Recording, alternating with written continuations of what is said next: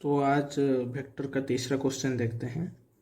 यहाँ पे हमें क्वेश्चन में दिया हुआ है, find the sum of vectors A and B as shown in the figure, also find the direction of sum vector given A is equal to 4 unit and B is equal to 3 unit. तो यहाँ पे हमें solution करने से पहले इसके figure को थोड़ा समझना पड़ेगा और उसके बाद कॉन्सेप्ट को भी समझना पड़ेगा। तो फिगर में ए और बी दोनों अनइक्वल हैं, तो रिजल्टेंट तो इनके बीच में आएगा अकॉर्डिंग टू पैरेललोग्राम्स लॉ। हाँ, इनके बीच में ही आएगा और इन दोनों से कुछ एंगल करके आएगा। अगर ये वाला एंगल अल्फा हुआ कि ये वाला एंगल बीटा हुआ तो ये वाला एंगल अल्फा कहलाएगा। तो यहाँ पे कॉन्सेप्ट हमें यूज़ करना है, पहला तो वेक्टर एडिशन,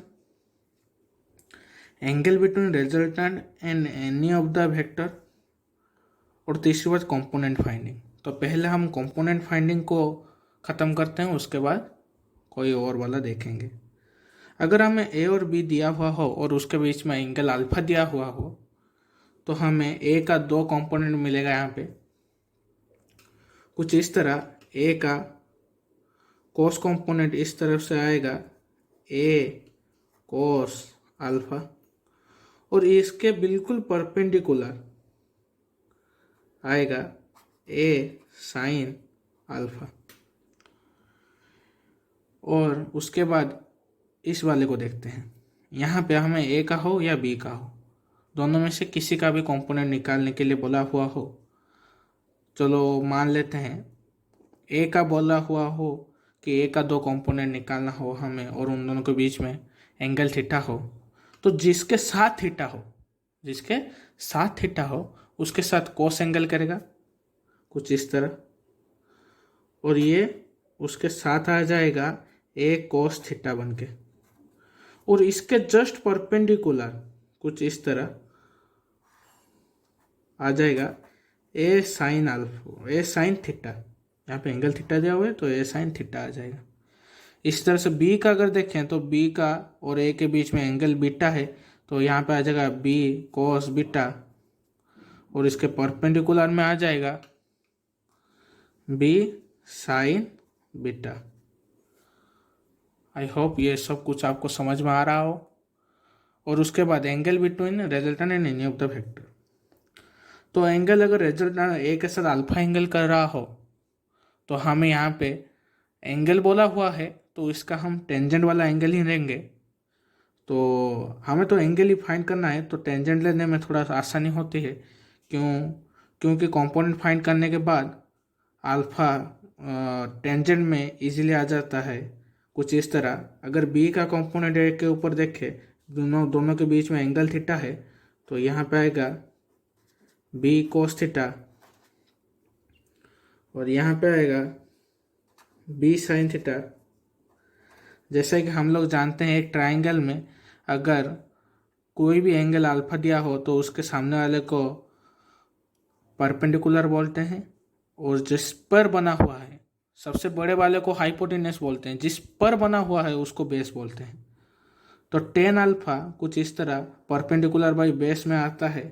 तो अगर हम इस फिगर को कुछ इस तरह इमेजिन करें कि बी साइन थीटा कुछ इस तरह चलाया और रिजल्टेंट उससे इस तरह से जोड़ दिया जाए, तो यहाँ पे टेन अल्फा आएगा B sine theta by A plus B cos theta B sine theta.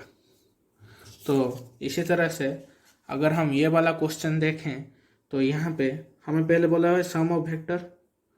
तो सॉल्यूशन में पहले हमें रिजल्टेंट निकालना होगा, जिसे ए प्लस बी,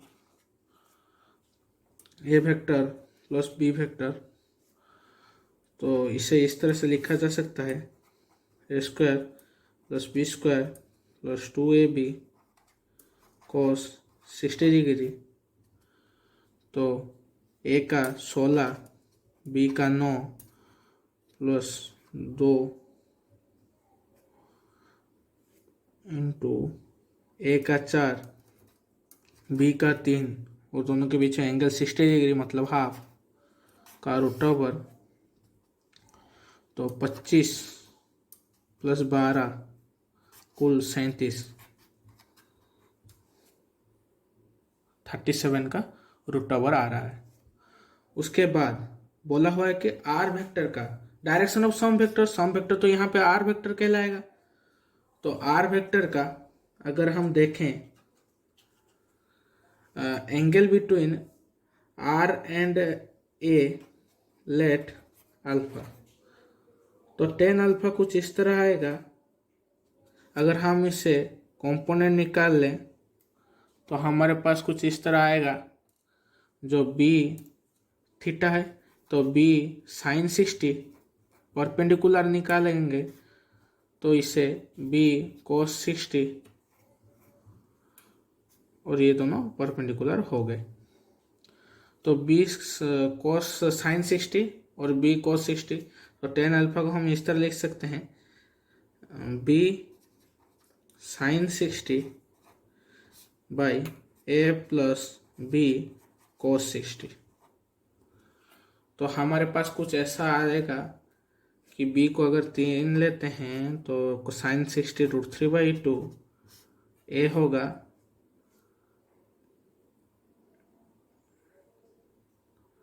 a आ जाएगा हमारे पास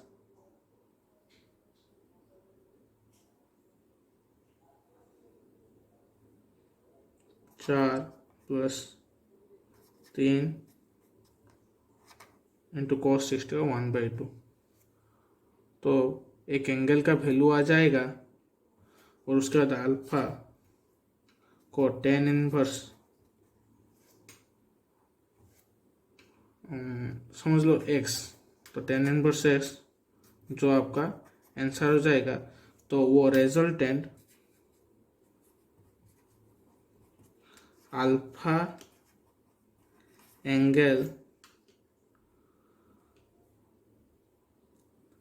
पर होगा ए के साथ,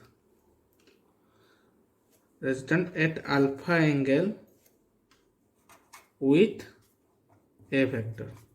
थैंक यू।